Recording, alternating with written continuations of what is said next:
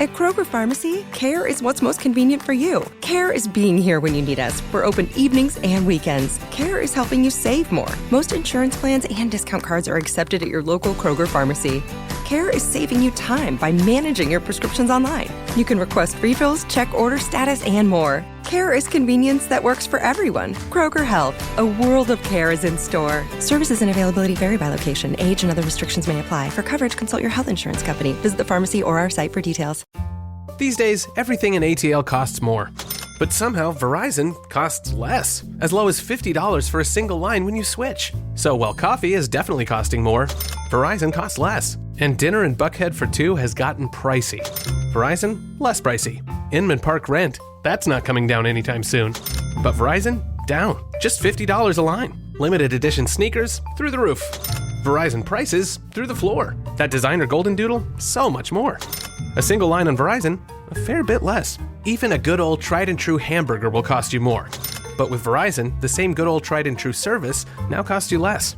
Point is, in a world that is always costing more, you can get more for less right now at an Atlanta Verizon store. $180 BYOD and $360 local promo credits applied over 36 months. For new customers with one line in your own 4G or 5G phone on unlimited welcome plan required. Additional terms apply. Auto pay and paper-free billing required. In times of congestion, unlimited 5G and 4G LTE may be temporarily slower than other traffic. Domestic data roaming at 2G speeds. This episode is brought to you by Indie Insights, our bi-weekly newsletter and love note to independent film. Inside, you'll find tools, tips, and tricks vetted by industry professionals, independent films that will inspire your creativity, filmmaking events where you can rub elbows with filmmakers just like you, and so much more. The best part of it all, it's absolutely free. All you have to do is go to www.bonsai.film/subscribe, and within a few clicks, you'll be part of our newsletter community. Again, that's www.bonsai.film/subscribe to get Indie Insights, a free bi-weekly newsletter from Chris and Nick at Bonsai Creative.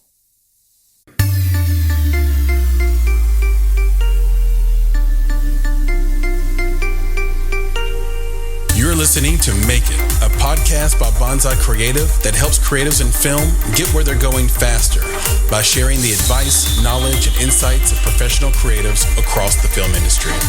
I'm your host, Chris Barkley, and with me today is my good friend and Make It podcast co-host, Nicholas Buggs.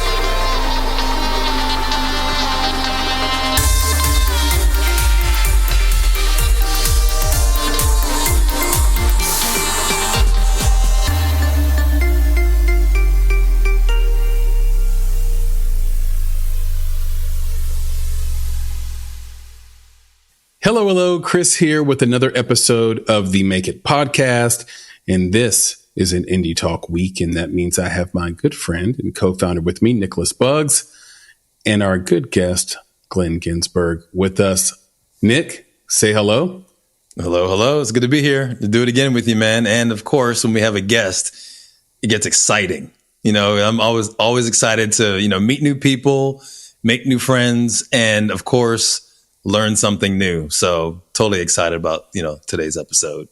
Me too. Glenn, say hello. Hey guys. Hey Chris. Hey Nick. Thank you guys so much for having me. Quick intro. I'm Glenn Ginsberg. I'm the president of QYOU Media. We have been working, again, kind of pertinent to your podcast with the major studios and helping them market their films, really since about 2015, 2016, when we got really going.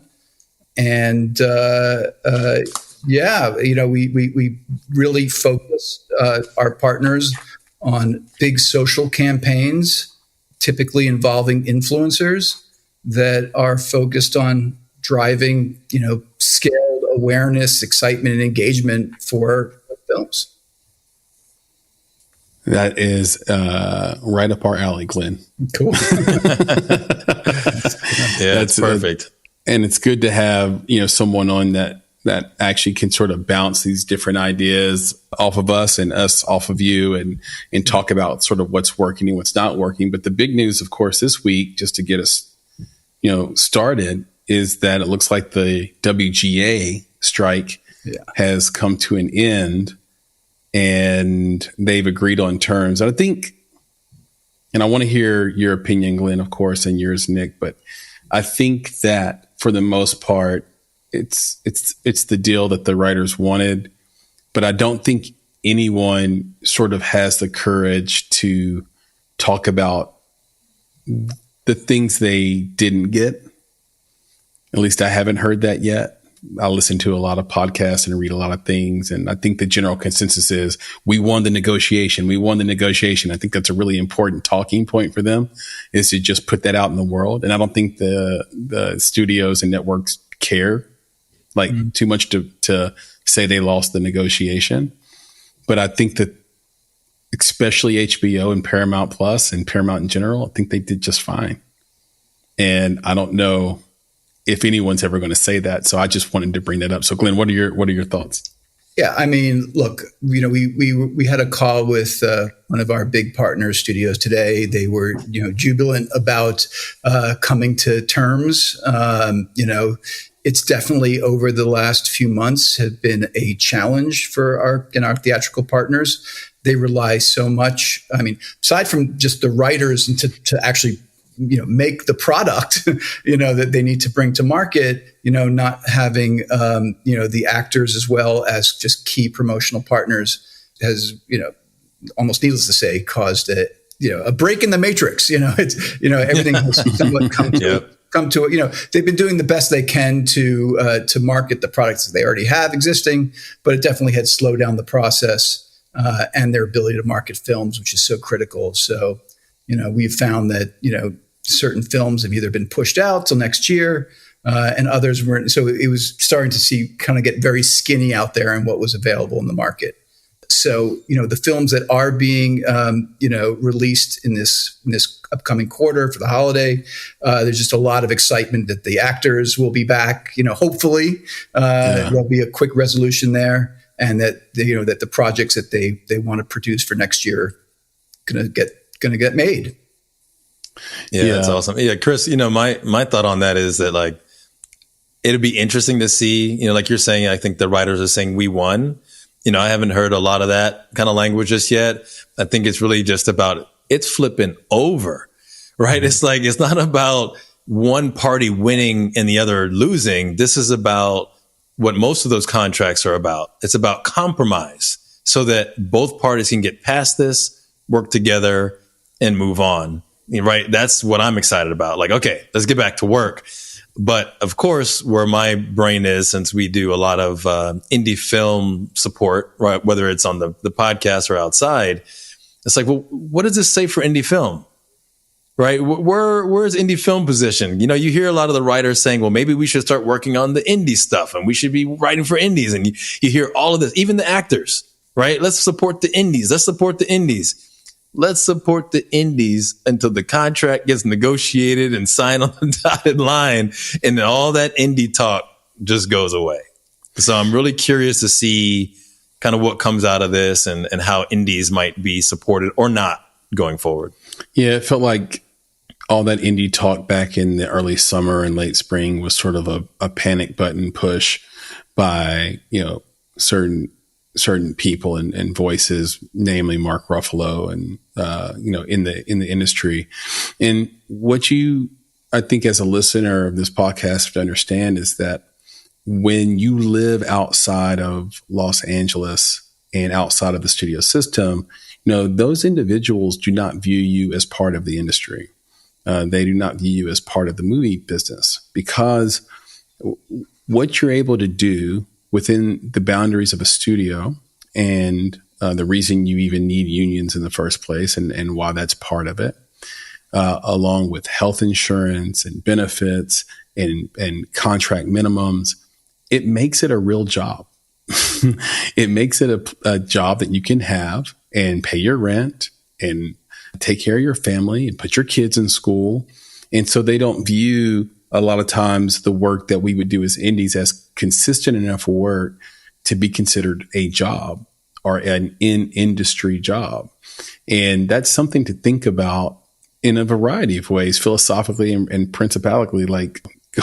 going forward. And to your point, Nick, and look, I do think there is some cheerleading about, winning the negotiation, but I take your point, and I think that is honestly really what it's all about, is like, hey, it's over. And the way I've described it is this: we're going to have content winter in early 24, maybe even into Q3 24. And then you're going to be overloaded with content 25, 26. Because all these people, all these writers on strike have been working the whole time. They just haven't had anyone to sell to. So, Glenn, what do you agree with that assessment, or do you plan on being so busy in 25 you can't stand it? Yeah, I mean, look, we're constantly looking at what's happening right now, this quarter and next quarter, and so we've definitely have felt the deficit, and again, the kind of the stoppage, right, has definitely impacted us because there's less ability to market films when things are being halted. But I kind of throw it back to you, just not being the expert on independent films. Were a lot of new products or side projects being formed or executed during the strike?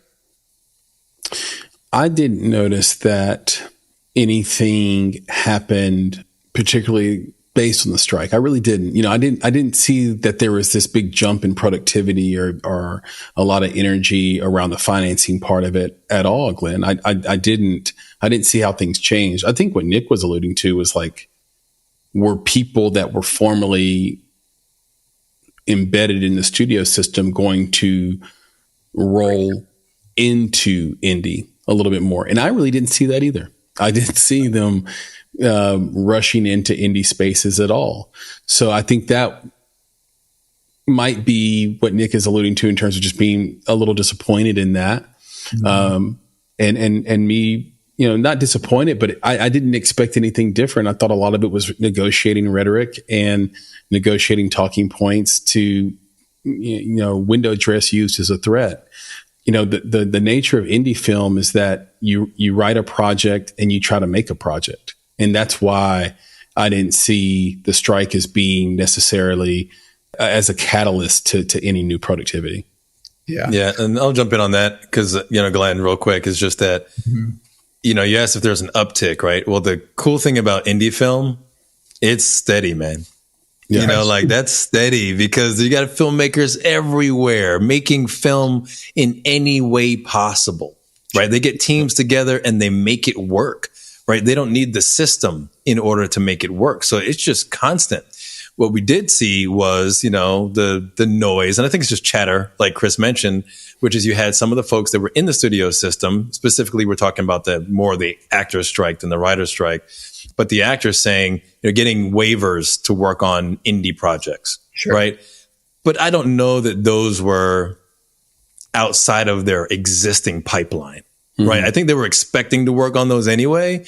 And then they just made sure that they weren't scabs, right? They just want to make sure that we're not doing something that we're not supposed to do. So I think that's what that was. But yeah, that's the cool thing about it, man. It's like steady work, which is why for me, one of my main questions for you, right? Because you talked about working with the studios and you did find that things dried up a little bit. And my question is where are the indies? Why aren't they coming to you to say, hey, help us get our stuff out there? Yeah, I mean, I think that's a great question. Our work has really not supported indies as much, mostly I would suppose because of, the kind of grassroots nature of indies, right? It is, like you guys are saying, it's like, I gotta tell the story. I've got to make this film, and, you pull it together, and it doesn't typically have, the budgets, from a similar budget to how much they cost to produce it. They can't necessarily invest in marketing it until it gets to a certain phase, right? I would equate the type of marketing that we do now, like on social platforms, equivalent to how you might invest in television advertising, which, reaches a scaled audience. You may want to reach 80 million people, with your campaign, and it's an expenditure. And so, if you have a production and you have the studio support to really push out your film to, again, scaled audiences or core groups, or core communities that you need to reach, that's, I think, a barrier. Doesn't mean there aren't ways. I would agree with you. Yeah, there aren't ways that indie films can leverage creators and social platforms to build their audience and build excitement, for their film. Just we're typically good at driving super scaled opportunities. Right, you're spot on, because in indie film, you're always trying to find a marketing approach that is outside of the CPM model. Mm-hmm. Right. But still scales, right? That's the trick on the indie film side. When you're marketing for a major studio film, you don't mind the CPM model. Matter of fact, you're looking for it. You're saying, what is the biggest scale I can get? Okay. And I'm going to pay this amount per viewer that you say you have, that you can support and prove that you have. And that's what your marketing budget ends up being for that particular part of the campaign. So it's a little bit different of a game. Yeah. It sounds like from indie, you want to see how much earned or organic views you can get, and, get your content out there in the right bits, and, find the right communities that will get really behind it, and organically grow your film, which is great. Yeah. And you need to start early on indie film. I do think where our world's sort of Venn diagram out is this idea of influencer marketing, because there are thousands and thousands of people now that have, if not tens of thousands, Glenn, that have significant followings, but you've never heard of them. Like, I'm saying general public, you could stop someone on the sidewalk and say, who is this person? And they're like, I don't know. Well, guess what? They have 3 million followers on Instagram. And you can find that person and pay them a flat fee in many cases to just shout out your movie or do an ad for you. What do you think is sort of the most effective way in your world to use influencer marketing and to pay them? Oh, and what do you have to pay them? Sorry, that's a sort of a multi-question question. But. I mean, look, and it's not necessarily the number, right? But it's more like, what is the approach there? Yeah, I'd love to know the number too, just like, or at least the type of payment. Is it flat, or do you have to pay them per post, or like, what's the most effective, I guess, way to engage an influencer marketer and then get them paid where they do a great job for your film? Sure. That's a great question. And look, in kind of the comment you made, Chris, about there being, thousands of different creators, with significant or very targeted, audiences, is the reason Q is in business, right? Mm-hmm. The thing about influencers is that, they're all independent contractors, right? Mm-hmm. And so, and really what I love about the business is, in a lot of ways, is that, influencers have basically, by the way, I use creators and influencers, kind of synonymously. So if I interchangeably, sure. Yeah, interchangeably, I'm saying the same thing. But, when I first kind of shifted my career towards creators, it was the fact that all of a sudden there are these new platforms on, we call social platforms. Started in YouTube is where we really started, and then have graduated to others like TikTok and Snapchat and Instagram, Reels, etc. But all of a sudden there's this new class of creator that were forging direct relationships with audiences, right? And not, on a global level. And so in a sense, they were, disintermediating the traditional media companies that, you had to go to if you wanted to reach a scaled audience. And so we saw an opportunity that, hey, we could, based on the audiences that you're trying to reach, we can, work with a variety of different creators that speak to the communities that you need to speak to in an engaging way to open your film, sell your product, etc. And so that's really kind of where we saw the opportunity and where we could now compete against really any media entity, right? We can go and build, and some of our campaigns will reach, get hundreds of millions of views, based on the creators that we pick. Just to kind of go a little bit back on your kind of question of like, how do we pick them? It's really an exercise, right? We don't say to our partners or, the studios, hey, we're going to try and create a community for you. Although sometimes we try, but but it's more like it's a process of identifying those communities hand in hand with our partners that they really need to reach. Then we, really do deep dive on who are the creators that speak to that community. And then we take another step and go into each of those creators, kind of their library of content, and say, all right, what are the creative formats that they do that are already successful, and also provide an opportunity to incorporate what our partner is trying to communicate.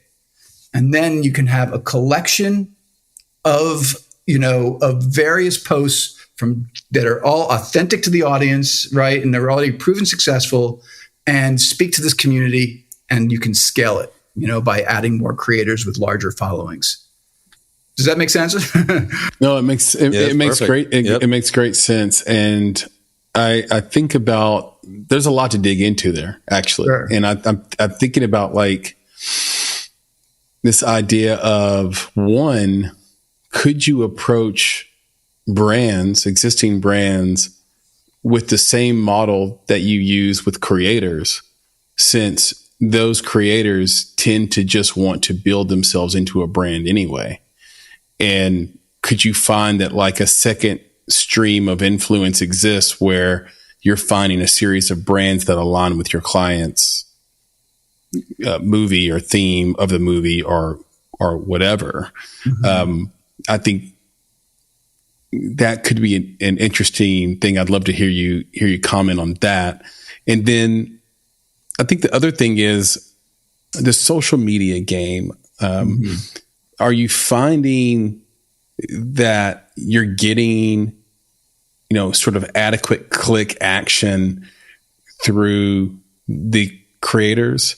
I've always thought that social media was more like brand marketing and not like CTA sort of call to action marketing, because there's no sort of organic click through to the product if you're in film. But is it different with creator, I guess, an influencer marketing, where they say, go to this link, and their followers are so rabid that they're like, okay, I'll go to that link?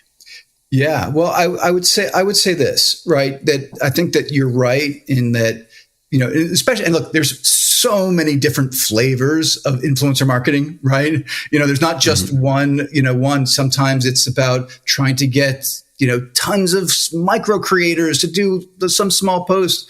Sometimes it's about getting a giant creator like a Mr. Beast, right? Who might get 100 million views, right? So there's just a lot of different flavors of it. Q in particular tends to work with the bigger creators out there.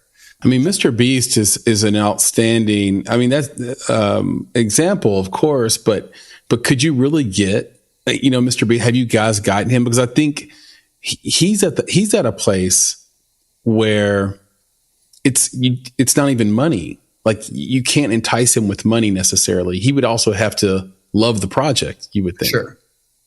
Well, I do. I mean, yes, he definitely has the ability to pick and choose projects, but he's enticed by money. I was just gonna say that. I was like, it's a yes and. Yeah. I mean, like, well, Jimmy's going to make $200 million next year. Yeah, I mean, if not more. It's crazy. I mean, look, it's sometimes it's hard, and it helps when we're working on like a big, like if we're working on Mission Impossible or Top Gun, right? Or, again, we've worked on so many really, massive IP that's already loved. It is actually sometimes easier to have that conversation with creators. And they're like, yes, I want to be in here, right? But at the end of the day, this is their job. Yeah. So even though that it might be easier and there might be more attractive opportunities, it's still a job for them, and they charge. Just to kind of recap on your question. So just something that is kind of interesting too, because like you asked earlier about kind of like the metrics or the click through rates type of thing. But yes, I'd say since we work with big creators, a lot of our campaigns are geared towards that upper funnel, right? Drive mass awareness, emotional attachment, engagement around these brands.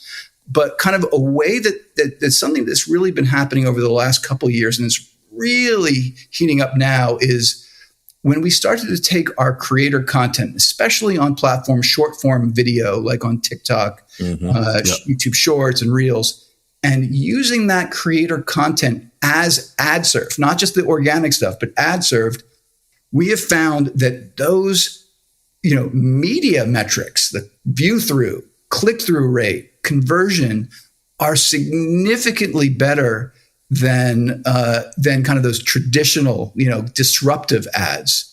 And so that has been something that our partners across the board have been really, they're investing in creators, and now they're maximizing that investment by getting to all of the communities through ad serving. And it's proving to be very effective.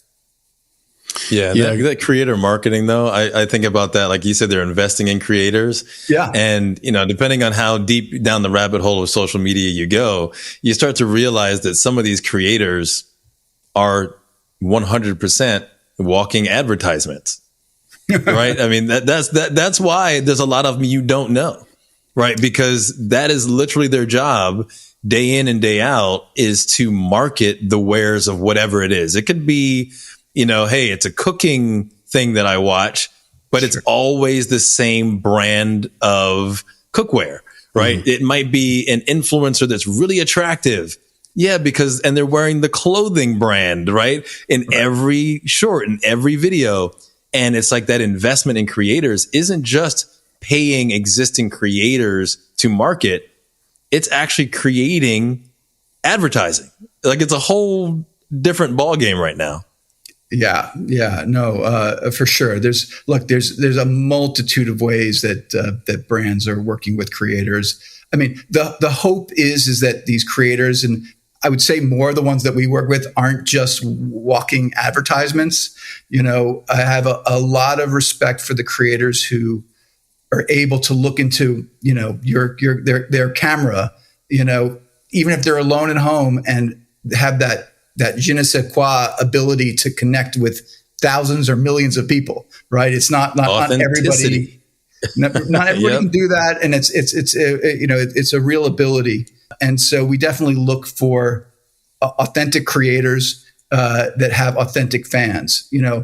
I'll just add to this that one thing that's definitely happened, and we talk about this a lot with our partners too, is that, for me growing up, I would watch TV and movies, right? And, the thing that happens is you form these they say the parasocial relationship with the characters, right? You tune in every week because you love it. And when I say parasocial, it's that one-way relationship, right? You feel like they're part of your friend, they're your friend or part of your family, right? But they don't know you, right? But and so growing up, that was the relationship that, again, people who grew up on TV would form with that, or movies with those characters. What's happening now, especially with the younger audiences, right? Gen A, Gen Z, young millennials, the ones that were born to social, have that same relationship, but with creators, as well as with their traditional, TVs that they like. They haven't given up on that IP either, but we're seeing that bond, at least that one-way bond. And that's also very powerful when a brand wants to get involved, to get in between that, because they become that trusted source. They become that friend, if that also makes sense. Yeah, makes sense. It makes a ton of sense. And you see it time and time again. I'm starting to see it even more and more, that brands really cannot placate to these creators, because the creators have wised up. They know that if they say something that's off brand, off of brand of their authenticity, if they say something that, or promote a product that is shitty, then they will lose their audience like that. The viewers, even though it may be a parasocial relationship, they're not dumb. And when they start to smell something fishy, they start to get disengaged and feel like they're part of, kind of, Nick, what you were alluding to there, they're part of their big advertisement. And once, as a viewer, you feel like you're inside their commercial, you don't want to be part of it anymore, because you wanted that authenticity that you talked about, Nick. And it is interesting too, the game that gets played, because organic is a tricky thing, and it can really work if you have the right influencer and the right creator and the right approach. but it's also not in your hands. And so if you try to do organic and, the algorithm of that organic has changed or is being throttled in any sort of way, it's really going to be out of your hands in terms of what you can do from a click-through rate perspective, cost per click perspective, and just a scale perspective. Whereas if you do ad serve, they'll often help you out with the algorithm. They'll place your ad in front of even more people than their estimates before you make the payment. And I know TikTok's getting super aggressive with this. Their suite has gotten better and better. I've always viewed Snapchat as a very interesting place to do sort of brand marketing, because the people who use that site that are using it in a legitimate way are OGs. They're like committed to Snapchat. Like they post a picture a day and they're on their 900th day doing that. They have these streaks. And, so I find each sort of delving into each social media site, a little bit different and a little bit interesting. And I try to also experience it as a consumer, Glenn. Yeah. Like, what ad will I actually stop on, and why did I stop on it? And try to think about, why did it get me? What did it speak to? And the fact of the matter is that it is just a sheer numbers game, because the things that I stop on is because I am literally needing that product, or had thought about that a moment before that ad came up, or I thought about that the other day and then the ad came up. So I don't want to make it sound like I'm not aware of the webhooks.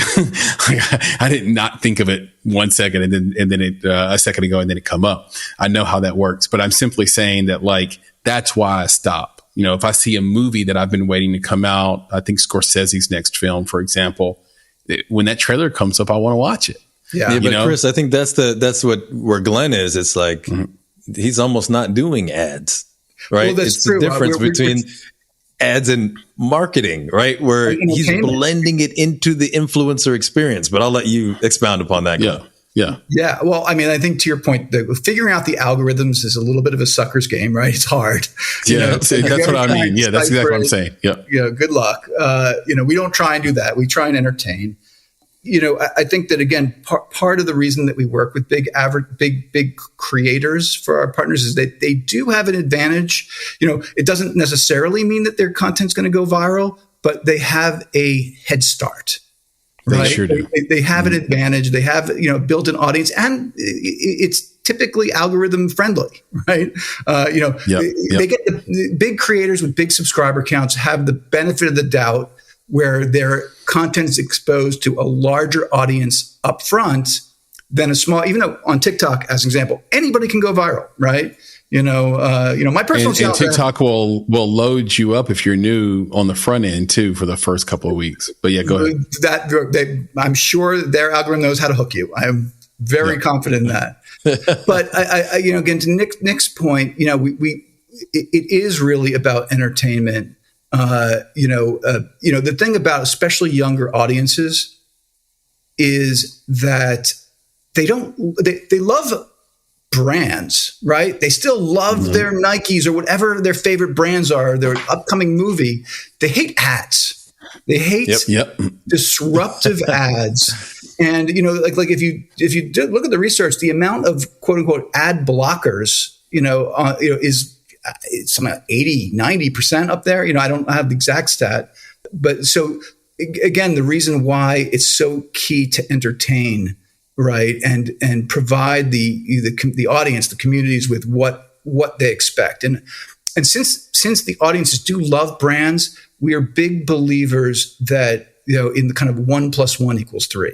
That if we can work with a creator, right, who's collaborating with a brand, and that brand isn't taking away from, but adding to and making what the creator does even better, or providing them with more resources, that's when we hit a home run each and every time. And we go for that each and every time. So we really, it's not about disrupting experiences. How does the brand and the advertiser work together to bring the audience something even more of what they already love from this creator. It's a fascinating point. I agree with you, because I think about people that are our age and the fact that we love ads. Or at least we used to love ads. I was going to say, no, the Super Bowl. Like, I love ads. Like, no, Nick, the Super Bowl. Once upon a dream, man. People who don't follow football will watch the Super Bowl just for the commercials. Yeah, I think it's but dwindling. That's not a thing that kids do now. No, it's dwindling because the ads aren't even as good and are as special. It's not. That's as not they why. were before. For me, I know for you and me exactly. Yeah. But the reason kids don't like it, outside of like sort of, I think, a dwindling interest in football in general, let's say the Super Bowl, is that ads on social media are the cousin of bots. And bots stand to ruin your social experience, whether they're in your DMs constantly, whether you're on X/Twitter and you're arguing with somebody and you realize they're not a real person, whether you're on TikTok and you get 1,000 likes and 800 of them are no username, no profile picture type accounts. I mean, bots are terrible and they're all over the place. They're unstoppable and they're asking you all kinds of weird questions. And an ad is kind of the cousin of that. And so, of course, they hate ads. Yeah, I don't know because if you like you said, it translates. Glenn, It translates over is what you're saying. It's like the kids' social experience is on social media. They see the ads. Why would I want to see one of these ads on the Super Bowl, right, or on anything else? I totally get you. Yeah. I know. I can just go back. They don't want to be disrupted, right? Yeah. Exactly. So again, why we've taken the tact that we have, right? In these more entertainment focused partnerships. And I'll just throw in one thing that's kind of a little bit different about Q than others. Okay. Again, early on, and this might dovetail kind of a little bit back to the indies film business, is that I would say as influencer marketing has kind of grown, early companies that were supporting, influencers and brands were really focused on technology, right? And building platforms that match creators and, with the right brand. And, so brands can go in and try and find that. And that's awesome and super important. And we leverage those tools. But where we kind of grew differently is that we recognized very early on that storytelling was so critical, right? Where we then built kind of, again, against the grain, our own in-house studio that is providing, that sits between the brand and the creator on the brand side to make sure that all the key messaging that needs to go in, goes in. And then on the brand, on the creator side, who may be great at, again, reaching a big audience, but not necessarily on how to incorporate a brand, is helping them incorporate that message along with remaining authentic to their audience.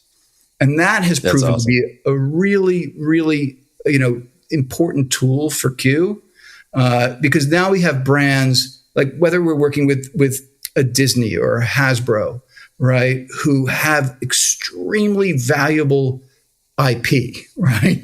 And they just don't necessarily want to hand it over to a creator, right? One of these unknown creators that might be a great fit. So having kind of Q in the middle as a buffer to help them with the creative and, kind of have all the kind of the matrixed approvals that they need to go through is really something that's been extremely beneficial for us. So that's speaking of those. Yeah, that's awesome.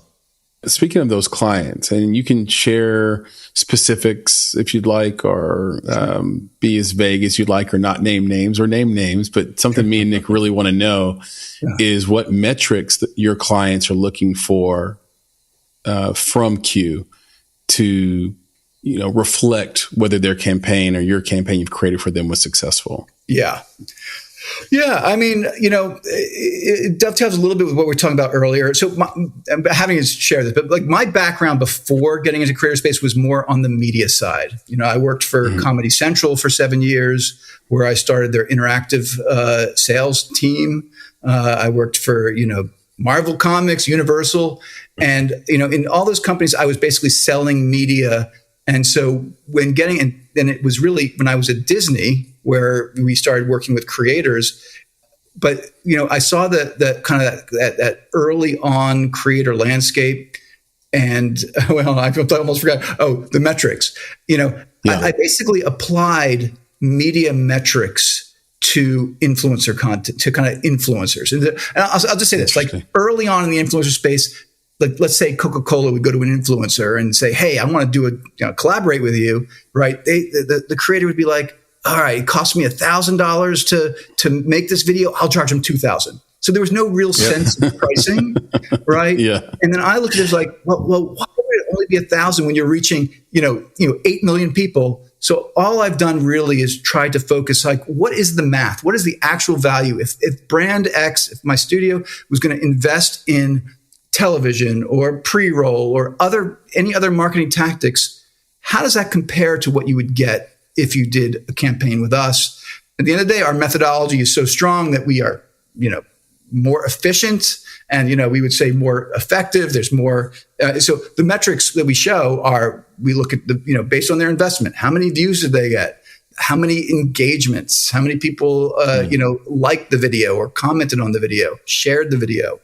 And then increasingly what our partners want is a real in-depth understanding of the sentiment.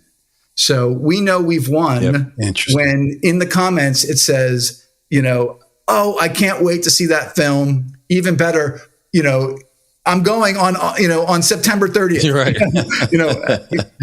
Early on, they would see one of our posts with influencers, and we would see if we saw in the comments, oh, my birthday's on August, we know we got them. It's sentiments is increasingly an important part of it. That's fantastic because you're really doing what these AI cameras are doing in screen testing, where they're trying to get sentiment through your facial expression in a test screening. You're getting sentiment through comments and reaction on social. And it is super powerful. I was wondering how much they cared about efficiency, but as compared to sentiment, I could see that maybe efficiency is maybe tertiary or further down the list as compared to sentiment and those other things you mentioned. Well, again, we've built a methodology. It's actually really efficient, right, and effective, right? So, that's what I like. Again, that's why. Look, their studios and brands are very smart, especially their media folks. They are able to look at a plan, see the results, and know how their spend impacted their campaign. They're really good at that.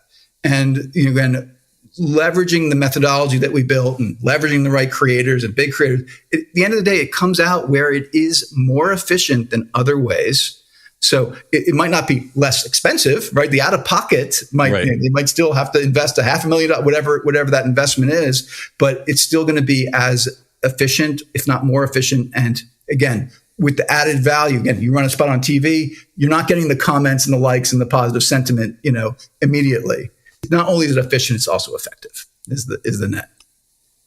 What would you say is the average now, the current, and you don't have to be exact, approximation is fine, but the current sort of cost per click, if you were looking at trying, or is that even a thing that you're looking at, is the other question. You have to track it though, right? Like, yeah. Well, is that inside baseball? That's potentially necessary in there. I'll just say that it's really across the board, and look, we don't, sometimes we'll work with one or two creators, but typically we'll work with a bunch, and it'll, at the end of the day, in working with a bunch, it averages, but you can definitely have a creator that's charging hundreds of thousands of dollars for a post. Yeah. And you have some that are just hundreds of dollars, right? And each of them, there may be a good reason to include them. But again, at the end of the day, we'll package something together in a way that's going to fit a budget and the efficiencies that our brands are looking for. And you're actually nailing the point of what I was trying to get across, which is like, okay, if I paid $100,000 to one creator and $1,000 to another creator, does the math suss out where it's like the cost per click was the same because their audiences were so vastly different? Yeah. It's a big part of our plan, right? We're going to find a creator that's not only going to deliver the creative, but it's also going to deliver the viewership and, impact commensurate with the investment. Yeah, but that's what I was saying about the cost per click though, right? That's where things get a little bit confusing because it's not always a click. right? It could be the sentiment, like you mentioned, which isn't a click, it's an engagement that gives you a sense that the advertisement, the marketing effort is actually working. And that's why I said, like, it's difficult if you say, well, what's the cost per click? Well, maybe we're not actually going after clicks. Maybe we're going after reach and sentiment, which are much more difficult to measure by numbers, right? It's not a structured data, but it's more unstructured view of things. Yeah, I mean, sure, trust me. There's all of those. Sometimes it's based off of a cost per view. Sometimes it's a cost per 1,000 views. Sometimes it's cost per engagement. Sometimes it is cost per click. So all of these different metrics are there. Typically, Q works on, since it's kind of upper funnel. It's kind of cost per view, or exactly. That's what I was thinking of. Yeah, cost per view. Or CPM. Mainly because we want to be able to compare it to if I invested in TV. You talk about the Super Bowl, a Super Bowl spot may cost X and, significant millions of dollars. You may be able to then work, again with Jimmy at Mr. Beast for one, at still expensive, but fraction of the price and reach an equivalent audience. It's pretty amazing. I heard Jimmy say recently that he does 1 billion views per month. Yeah. And I mean, that's insane, Glenn. It's I mean, look, if you look at his channel, it's like every video is between like 100 and 300 million views. It's just, right. He's a true global star. Yeah, it's remarkable. It's mind-boggling, and he just became a domain expert in the thing he was doing. He reminds me of, those concert pianists that used to come on the David Letterman show, and they'd be like 4 or 5 years old. And, Dave was always great about like bringing on these sort of savants in these different fields. And I would remember he'd bring on musicians that were kids. It's like you start that young, or like when he brought on Tiger Woods when he was very, very young, like he was 3 years old, and we watched Tiger sort of maturate into this thing. That's Jimmy. Like he just was Tiger Woods with YouTube until it sort of blew up. And I don't want to beat a dead horse, but because we've talked about Barbie plenty this year, but I have to bring it up one more time because this is a marketing conversation, and what they did with the Barbie film, speaking of remarkable, was it's something that should be in business school, in my opinion. Sure. Because we can juxtaposition what Cocaine Bear did, right? Which was a total marketing play. Yep. With what Barbie did. And what I noticed with Cocaine Bear is they really, targeted the same audience that Snakes on a Plane did. And then sometimes they would skew a little bit older, but they hit you hard with the name of the movie, and the word cocaine in their marketing. And the net effect of that over the span of their campaign was that it went from a curiosity to funny to sort of annoying. And I noticed that their sort of line, if you will, of sentiment, as you put it, kind of went like this and kind of dovetailed down a little bit as the movie started rolling out, and it was out 2 or 3 weeks. I'm sure it still did fine financially, or even great financially. Yeah. But with Barbie, when you compare it, what's crazy about what they were able to pull off and what Mattel was able to pull off is that when that movie was announced, there was a absolutely negative sentiment that the movie should exist. And by the time the movie, hit the theaters, they had turned the sentiment completely around, to your point about Hasbro and Disney Plus before. It's like they turned this whole thing into like, we can't wait to see Barbie. Oh, Barbie comes out on my birthday. Barbie, let's all wear pink to the theater. Yeah. I don't know how they pulled that off. That was amazing. Well, I think in both cases, I know it's hard to compare Barbie and Cocaine Bear. almost hard to say it in the same sentence. Well, we were hit over the head with both of them. And if you worked on either one of them, just tell us so that we can be transparent. Look, we work with both studios. We didn't work on either of those particular films. But look, the thing, like what's always the easiest for us, or the most successful, is when the product is good, right? And both, again, I don't know if you've seen both, but yes, Barbie was brilliant. Yes, it was. It was brilliant. And Cocaine Bear was just nothing but a ton of fun. And so. So, that's the first leg in. When we have that, the marketing helps. Everyone starts to get behind it. Yes. Barbie was a phenomenon. Our friends at Warner Brothers they probably didn't get to sleep for, a couple of months and lead up to that, just in the amount of partnerships and momentum that it had, the way that both Mattel and Warner Brothers navigated the IP, Barbie's legacy, but also making it current and tying it into kind of the cultural. It had cultural relevance for today. It was just brilliantly constructed. There was momentum across the board. Everybody wanted to get engaged and involved in it, and it was just how fast could they move to bring all these partners in place, and it became the phenomenon that it was. And thanks to great acting. Yeah, sorry. No, you said the product is great, right? And that's what Chris and I always talk about that, right? Like story is king. The product's got to be great, right? But one of the things I know that, as we get later in our conversation here, one of the things I want to make sure that we close out with our audience is, how do they do this? Right. So we mentioned already, like you said, like the people you work with are the studios. You're talking about, $500,000 to $1 million budgets or more. It could be $50 million budgets, depending on what you're trying to do, right? So on the indie side of creative, right? Yeah. Let's pretend that the money isn't the concern here. Sure. What's the process? What is the thinking that goes behind what you would want to put in a marketing campaign? And how can indie creatives even think about marketing from that media buy perspective, right? What can they do if they don't have the dollars behind this to just leverage the methodology, leverage the thinking that you have? Yeah. I mean, so, kind of back to the algorithm piece of it. In any of our internal conversations, when we're talking about the creative part of it, it's like great creative is the solve, right? And that's, again, why we built a studio, because, making great content for social platforms is a big part of the distribution. Right.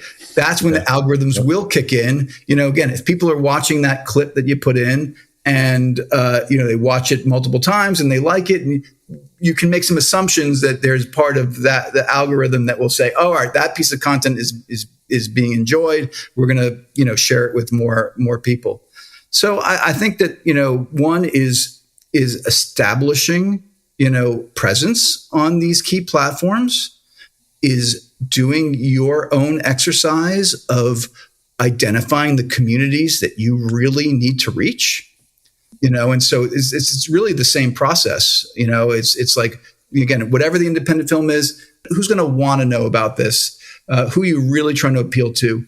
Understand who the creators are, understand, kind of the bits of content that are going to really, that in your longer film, what can you make into short form posts that will be catchy, that will pull the heartstrings. We often talk, very early in the creative process, once we've identified the audience, what is the reason? We ask, what is the reason to believe that we want to convey about this film to the audience, where they're going to go, oh, I want to see that, and in theater, because it's sparking whatever emotion, whatever is that draw that humans have for stories, right? Yep. So it's trying to identify that core and the community, try and, either partner with creators or share your story with them, or, try and collaborate with them, but put the content out there that you feel is going to have the most appeal, and, connect with the community that starts to show up, and hopefully it will grow and snowball. That's awesome. That's perfect, man. We appreciate that, because it speaks to the indie community. And, like you mentioned before about influencers, they're creators, right? That's what these independent filmmakers are. They're creators. So that's perfect. Thank you. Super respect for all storytellers, right? It's big reason why why I work in film and why I work with creators. Yeah, that's awesome, dude. I can see it on your face. It's like when you say that, when you even say the word creator, you always get a smile because, like you said, it's the storytelling. There's a connection to humans, right, through that storytelling, and we love it. So thank you for that. And I think that the thing that is sort of baked into Glenn's commentary there that we should try to extract here is that if you can afford a studio approach to your content creation as a way to leverage an investment in ad buys, you should do that because you're going to get A++ output from a studio that is designed to make that content, who has A++ editors, A++ colorists, idea people, producers, actors. They can bring it all together for you. But if you can't afford a studio approach, then you have to lean on, to your point, Nick, your own storytelling and creative, and almost maybe put together something that looks similar to a Seed and Spark or Kickstarter campaign video. And then run that through a marketing firm or even run that through a publicist, through PR as an indie filmmaker, right? I think that's an important thing to keep in mind. Like, don't try to hop in Illustrator or hop in your little app on your phone and put, graphics together and think that's going to cut it. It's not going to cut it. It's not good enough. It's not good enough. You think it's good enough. It's not good enough. What it takes to, like Glenn has used a few times this conversation, disrupt someone's attention on social, the content has to be excellent. It has to be so good. And it's almost like watching a singer perform. As a musician, I have a bit of frustration in the idea that so much perfection is wanted from that performer. But yet, the non-musician and the consumer of that wants every note to be hit perfectly as they're singing and as they're playing. And if they hit one note off, they suck. They don't suck. They missed that one note. But no, the consumer is very fickle like that. It's like, it sucked. And so just one scene that's bad in a movie, the whole movie sucks now. And so I just think you have to keep that in mind with your creative. You hire a firm that can give you the kind of content that is going to disrupt someone's attention on social and get you the clicks and sentiment and views you want. Great, all great points. Find the 15 seconds of your film that strikes the chord that says, I have to go see this film. I've got to connect with this. So it's curating your own work to break it into the bits that really express what you've created, what you've sweated for to make. Is really it's almost a process of curating your own work to appeal to the audience that you need to reach. I love that. Being honest with yourself. I'd love to wrap on just this question. And of course, Nick, if you have other things you want to shoot Glenn's way, please don't let me stop you, of course. But I think you'll enjoy this and want to know this as well, Nick, because we talk about this all the time on the podcast, Glenn, which is that the marketing or P&A spend on a film keeps inching up and up and up as the world becomes a more and more crowded place from a media perspective. Sure. In all the different places where one can place their attention if they choose to. And now we think it's between 50 and 60% of the total film budget. Mm-hmm. What are you seeing? Are you seeing that our estimates are too high? I mean, is it genre based or are we too low? Yeah, I mean, it's a great question. When I don't have the answer to, because I don't necessarily your estimates. Anywhere from it could be matching. It could be half the production budget. It could be matching the entire production budget. I think really, like Barbie, I guess. Yeah, I think it really varies by film but they definitely invest in media and marketing to get that adoption and excitement for the film. I don't have a percentage, and again, we work on a segment, right, of the marketing. We're not helping them with their TV, efforts or creating big events or things like that per se. Often and more often than not, we're starting to work even closer and making sure whatever our efforts are doing is lining up with other efforts to kind of create even a bigger program for them. I don't have a specific answer. I do know that the overall digital marketing and influencer budgets have been increasing steadily year over year as influencers and kind of social have become, kind of, you talked about TV, like the place where as other media platforms like TV have become more and more fragmented and harder to reach an audience, social, especially if you're trying to reach those key younger audiences, is the place to reach a scaled audience with impact. The thing about marketing, kind of the truism that's always said, is that marketing dollars follows where the audience is. And, social is where the audience is. We just so happen to have a really solid methodology in impacting audiences, whether it's at scale or specific communities. So that's our advantage. But that's where the audience is, and that's why we're seeing commensurate spending against it. And when you say that, just to follow up on that, what you're basically saying, to decode it a little bit, is that you have relationships with creators that are either exclusive or near exclusive, where you can count on them to sort of partner with brands when you call them and then offer them a particular budget. Is that, am I hearing you right when you say what QYOU's advantage is?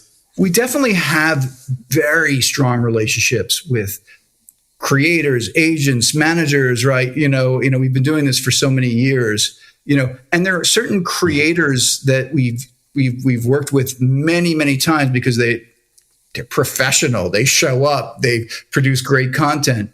But the truth is that, and kind of what I was saying a little bit earlier, how all these creators are independent contractors, right?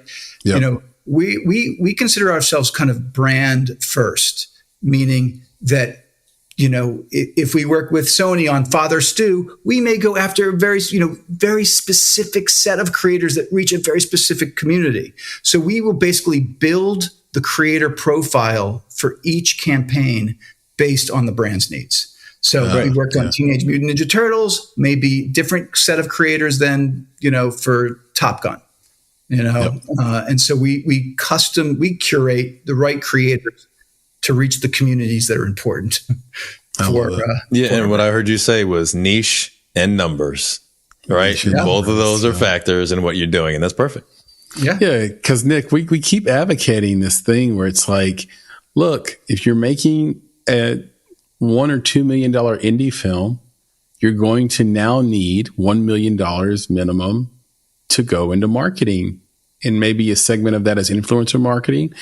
But whatever your curated approach is, you need 50% of that budget. And if you can raise $2 million from an equity investor and the taxpayer and patrons, then you can raise $3 million. There's no reason you can't. And the equity investors, and this is the tricky part, the equity investors that put up the $2 million for the movie will deeply appreciate and respect the fact that you want to make their money back by raising an additional $1 million to market it, if they understand. And that's what we've been advocating. Outcome is a financial return on their investment, right? Where I do believe that also in independent film, there are other aspects of ROI, right? Yeah. So it depends on what they're trying to get out of it. Yeah. I mean, they could give to the arts and get a tax write-off. We'll do that too. That's a great sentiment. They should be, behind that project and trying to give it every possible chance to succeed. But yes, whether it is financial return or a story that just must be told, it's important. Let's give it the best chance that it's got. Yeah, and investing is about placing your dollars behind your deepest conviction. And if your deepest conviction is this story, as an investor, then put everything you can into it and make your bet. there's no such thing as like sliding half a chip in on a hand. Like you have to go all in on the hand and not tiptoe around and pretend that you're not all in or whatever. Like with any type of investment, you're taking your dollars and putting it behind your deepest conviction. And that's how you win, even if you have to lose a few times to get there. So this has been incredible. This has been fun. I learned so much. I think we packed in a semester's worth of film school education, marketing education in 1 hour of podcasting, Nick, just now. Yeah. And I think, again, Chris, is what we talk about, right? Is having these conversations, right? And really connecting with our audience about, some of these things that they can do for themselves, because again, they're not necessarily going to have the financial resources, but the importance behind marketing at any level doesn't go away. For sure. Right? Just because your budget is low or even nil, it's like, no. It's still very important. And then what you said, Glenn, is so spot on. Just saying that use the content that you've created, curate content from your content as a means of marketing.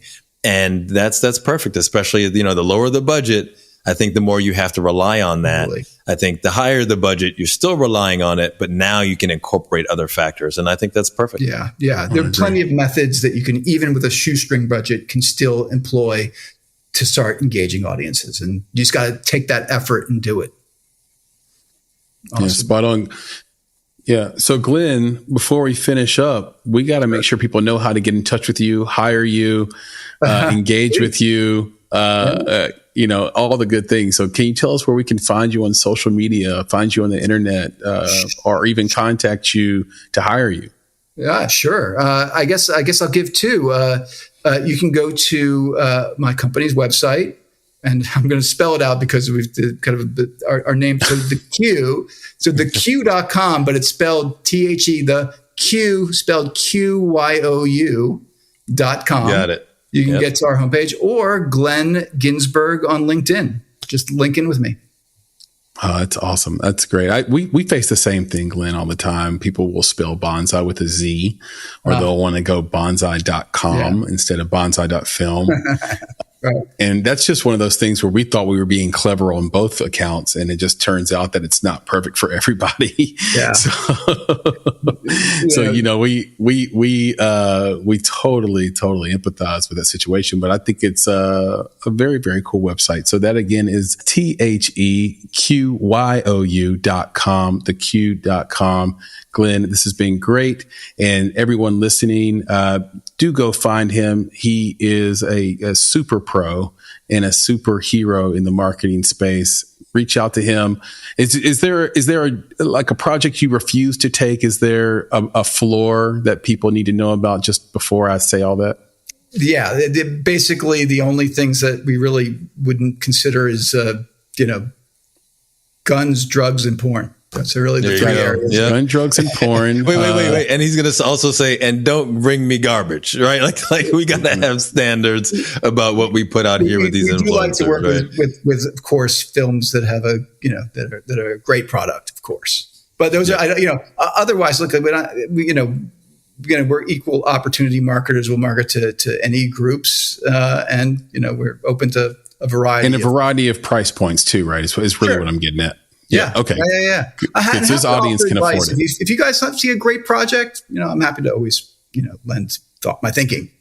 Oh, that's awesome. We appreciate that. That's huge. That's huge. I love that. So anybody that's interested in Glenn, you know where to find him, you know where to reach out to him, but you can also now, based on what Glenn just said, reach out to us, and we can help you by reaching out to him.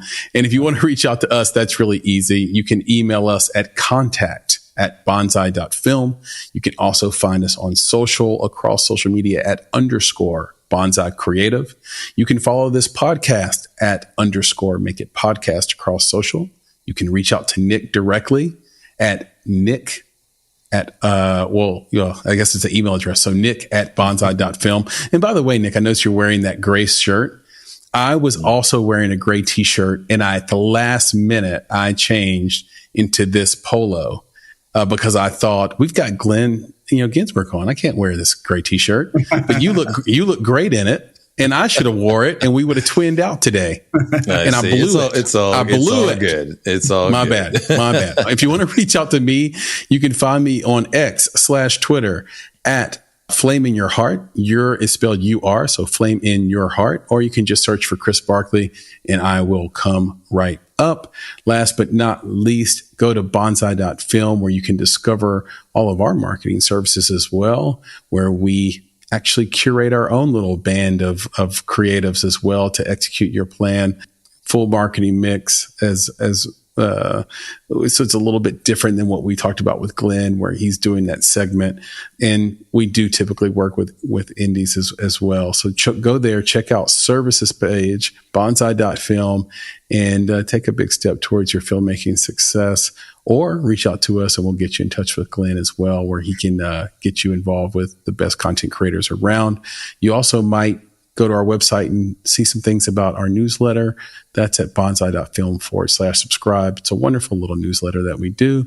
It's super positive, and we just bring you the best goodness around independent film, the things that are important to you every 2 weeks. It's free, and you can join today at bonsai.film/subscribe. And so after that enormous diatribe, I will give it to you, Nick, to leave us with the credo. Yeah, he's going to pitch it to me for one of the favorite parts, because, the credo is very important to us because it speaks to what we try to do for the community and everything that we do, whether it's the podcast or our engagement with folks outside in the real world. And that is be better, be creative, be engaged. And thank you for listening. Nick, talk to you soon. Yes, sir. We'll do it again. This is great. It's always fun. Glenn, you're the best. Hope we can do this again. Absolutely. Thanks, guys. Yeah, thanks, man. Appreciate you. All right. Peace. Bye. You've been listening to the Make It Podcast. For more information about this episode, please visit our website at www.bonsai.film.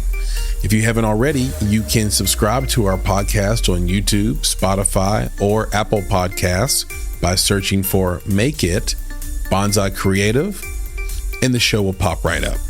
You can also follow us on Instagram, Twitter, and TikTok at _Bonsai Creative, and on Facebook and LinkedIn by searching for Make It Bonsai Creative. In addition, you can provide feedback to us via email at contact@bonsai.film. You now have the opportunity to support the production of this podcast. If you love Make It and are a true fan of what we are trying to accomplish in the indie film community, please consider supporting our Patreon page. We spend a combined 35 hours a week producing each episode. We do this with a small team of go-getters that are passionate about film and connecting people with similar interests across the globe. And we have lots of goodies in store for our supporters, including bonus content, exclusive swag, and discounts and freebies to private film events. If that sounds like something you can get behind, donations start at only $5 monthly.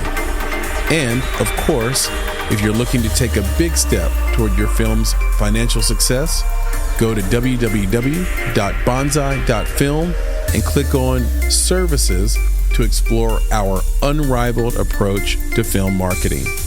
You have everything to gain. Until next time, be better, be creative, be engaged, and thank you for listening. When you need mealtime inspiration, it's worth shopping Kroger, where you'll find over 30,000 mouth-watering choices that excite your inner foodie. And no matter what tasty choice you make, you'll enjoy our everyday low prices, plus extra ways to save, like digital coupons worth over $600 each week. You can also save up to $1 off per gallon at the pump with fuel points. More savings and more inspiring flavors make shopping Kroger worth it every time. Kroger, fresh for everyone. Fuel restrictions apply. These days, everything in ATL costs more. But somehow, Verizon costs less, as low as $50 for a single line when you switch. So while coffee is definitely costing more, Verizon costs less. And dinner in Buckhead for two has gotten pricey. Verizon, less pricey. Inman Park rent, that's not coming down anytime soon. But Verizon, down, just $50 a line. Limited edition sneakers, through the roof. Verizon prices through the floor. That designer golden doodle, so much more. A single line on Verizon, a fair bit less. Even a good old tried and true hamburger will cost you more. But with Verizon, the same good old tried and true service now costs you less. Point is, in a world that is always costing more, you can get more for less right now at an Atlanta Verizon store. $180 BYOD and $360 local promo credits applied over 36 months. For new customers with one line and your own 4G or 5G phone on unlimited welcome plan required. Additional terms apply. Auto pay and paper-free billing required. In times of congestion, unlimited 5G and 4G LTE may be temporarily slower than other traffic. Domestic data roaming at 2G speeds.